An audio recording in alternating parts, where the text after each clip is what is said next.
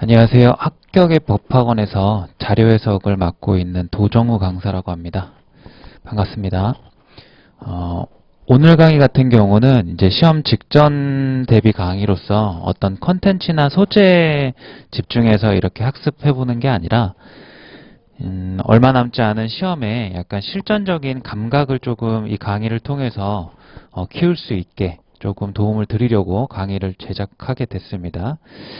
오늘 교재 같은 경우는 그 파일에 올라와 있는 작년 21년도 자료 해석 문제고요. 40문제를 간략하게 이제 실전적인 느낌으로 같이 보게 될 텐데, 그냥 단순하게 문제를 푸는 게 아니라 조금 간단하게 가이드를 안내해 드릴게요.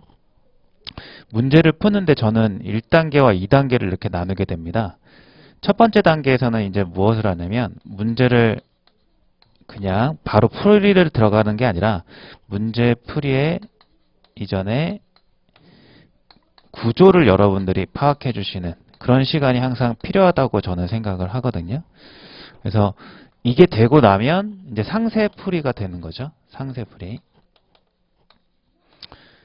그래서 제가 강조하는 부분은 이제 이 부분이기 때문에 오늘은 상세풀이보다도 이 부분에 이제 입각해서 이제 문제를 보게 될 것 같습니다.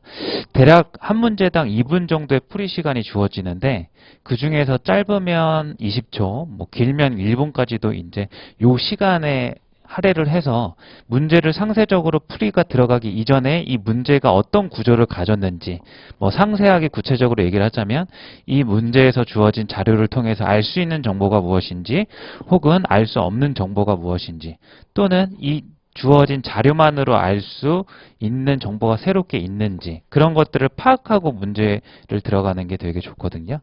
그래서 이거를 하는 목적 같은 경우는 첫 번째가 알 수 있는 정보와 그렇지 않은 정보죠.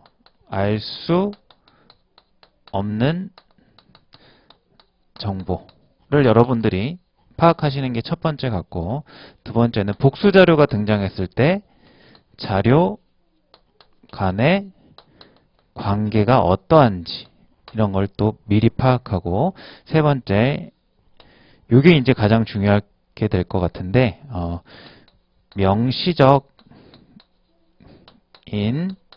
정보를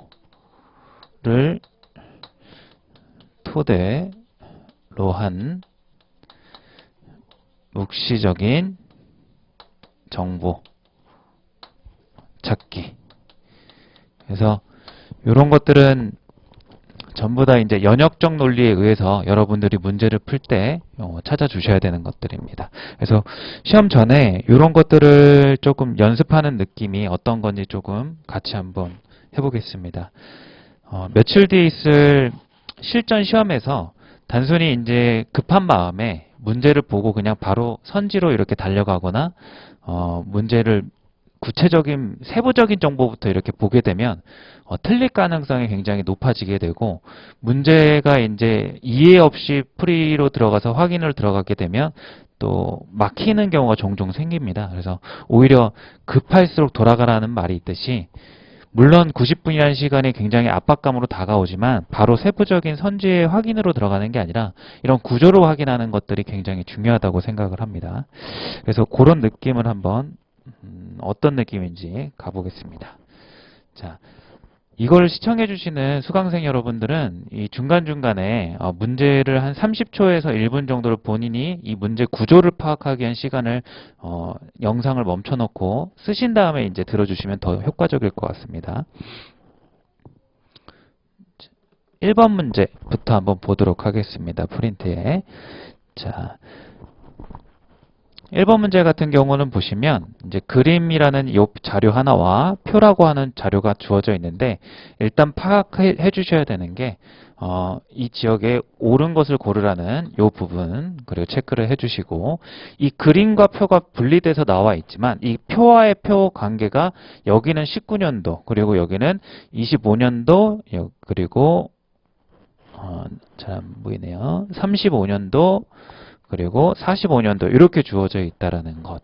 그리고 주어져 있는 이 제목을 보시면 지역별 고령 인구와 고령 인구 비율이고 여기도 마찬가지로 고령 인구와 비율이니까 사실상 이 그림과 표는 같은 종류의 자료인 거죠. 그래서 원래는 이 표에 한 칸을 이렇게 삽입을 해가지고 이 자료의 정보를 여기에 쭈르륵 해도 되는데 이렇게 띄어놨다는 거. 그러면 여러분들은 문제를 풀기 전에 사실상 이게 두 개의 복수 자료이지만 이 표 안에 그냥 하나 주어진 것과 다를 바가 없다 정도로 일단 자료와 자료 간의 관계가 이렇게 이루어져 있다라는 파악을 하셔야 되고요. 그리고 또 하나 더.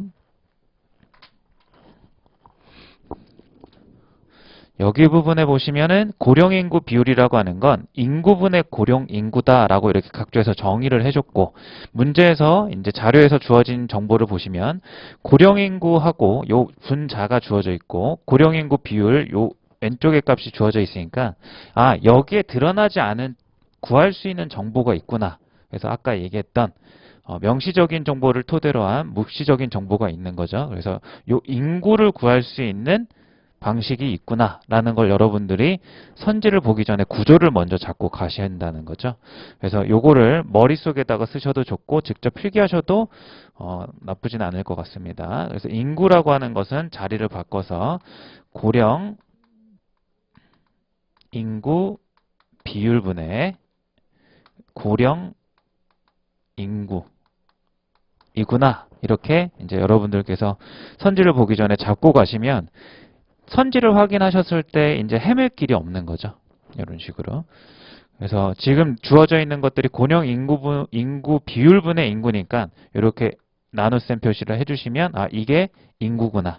그래서 이 자료를 토대로 여러분들께서 나와 있진 않지만 구할 수 있는 정보가 인구 값이구나 라는 거를 이제 알고 보시면 괜찮겠죠. 당연히 그러면은 그 보기 중에서 이제 기역, 니은, 디귿, 리을이 있는데 인구에 관련된 지문이 당연히 나온다라는 거를 이제 확인하실 수 있을 거예요. 그래서 리을에 보시면 충북 인구, 그 다음에 고령 인구 같은 경우는 이렇게 있고, 그럼 이제 리을 같은 경우가 방금 얘기했던 선지, 요 부분이 조금 중요해지는 선지로 나올 거다 이렇게 예상을 저는 할 것 같습니다. 이런 식으로 문제를 특별한 케이스에 한해서만 조금 아이디어가 들어있으면 이제 해설을 할 거고요.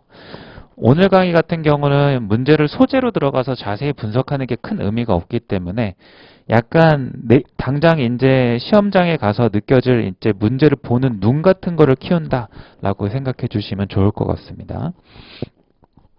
자, 그 다음에 2번으로 가보겠습니다. 이렇게 이제 넘어갈 때 시청하시는 분들은 잠깐 영상을 멈추고 한번 30초에서 길면 1분 정도의 시간을 투자를 하셔서 직접 한번 구조를 짜 보시고 그게 저와의 비교를 통해서 어떤 차이점이 있는지 그거를 보시면 좋을 것 같습니다. 자, 2번 같은 경우는 이제 매칭형의 문제 유형인데요. 이런 거 같은 경우는 이제 사실 선지를 먼저 보는 게 중요합니다. 그래서 여기에 나와 있는 것들 중에서 이게 몇 개 단위로 이렇게 나눠져 있는지도 확인을 이제 해 주시고요. 그 다음에 주어진 조건 부분을 봤을 때 첫 번째 주어진 표에서는 보험료와 보험급여가 있고 4대 결액별 보험급여가 주어져 있고요.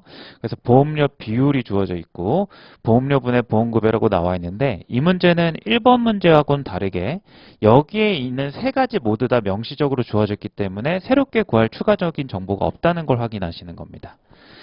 그 다음에 각주 2번 같은 경우는 모순을 만들지 않기 위함이니까 머릿속에 눈으로 이렇게 지워도 좋고 실제로 이렇게 눈으로 지워도 상관이 없을 것 같고요. 자, 그럼 이제 매칭을 하는데 여기 이 주어진 조건 부분에서 단순하게 이제 순서대로 본다라고 생각하지 마시고 저희는 항상 경우의 수를 최소한 줄여나가는 게 풀이의 속도를 줄이는 최선의 방법이기 때문에 이 각각의 주어진 조건들의 경우의 수를 여러분들이 먼저 파악을 해주셔야 돼요. 그 상세 정보를 확인하기 전에. 그래서 여기에 가장 매력적인 단어가 등장하고 있는 게 4대 질환 전체 보험 혜택 비율 중에 가장 높은 것. 가장 높은 에 대한 정보를 줬다는 거는 이 조건을 만족하는 경우가 한 가지라는 거죠. 그래서 경우의 수가 저는 경수라고 적겠습니다. 이 첫 번째 조건에서는 한 개다 이렇게 보시는 거고요. 그 다음에 두 번째 조건을 보시면 뇌혈관, 심장, 암질환의 1분위 보험 혜택 비율은 10배에 미치지 못했다. 세 가지에 대한 질환에 대한 조건을 얘기하고 있으니까 이 두 번째 정보의 경우의 수 같은 경우는 두 가지에 해당한다, 세 가지에 해당한다라고 이렇게 생각할 수 있겠죠. 읽으시면서. 마지막 이제 문장을 보시면, 뇌혈관, 심장, 희귀. 여기 같은 경우도 경우의 수가 세 가지구나. 그래서 이거를 꼭 앞에 나와 있어서 먼저 본다는 게 아니라 경우의 수가 하나인 첫 번째 이 조건부터 확인을 해야 나중에 이제 매칭형으로 들어갔을 때 훨씬 적은 경우의 수 확인 문제 절차가 밟아지기 때문에 여러분들은 이제 이런 거를 구조를 통해서 먼저 얘부터 봐야 되겠구나라는 걸 생각하고 확인에 들어간다라는 거죠.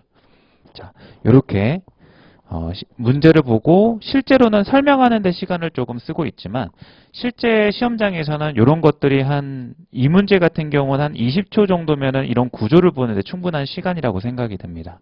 그래서 20초 정도는 이 세부적인 내용으로 들어가기 전에 제목과 단위, 그리고 무엇이 주어졌고 무엇이 주어지지 않았는지, 그리고 매칭형 같은 경우는 주어진 조건마다의 결정짓는 경우의 수가 몇 가지 정도가 되는지, 최선의 전략은 경우의 수가 가장 적은 조건부터 본다라는 이런 전제가 깔려 있는 거죠. 이런 구조를 봐주시라 드리는 말씀입니다. 다음 문제로 넘어가서 다음 문제의 구조를 보겠습니다.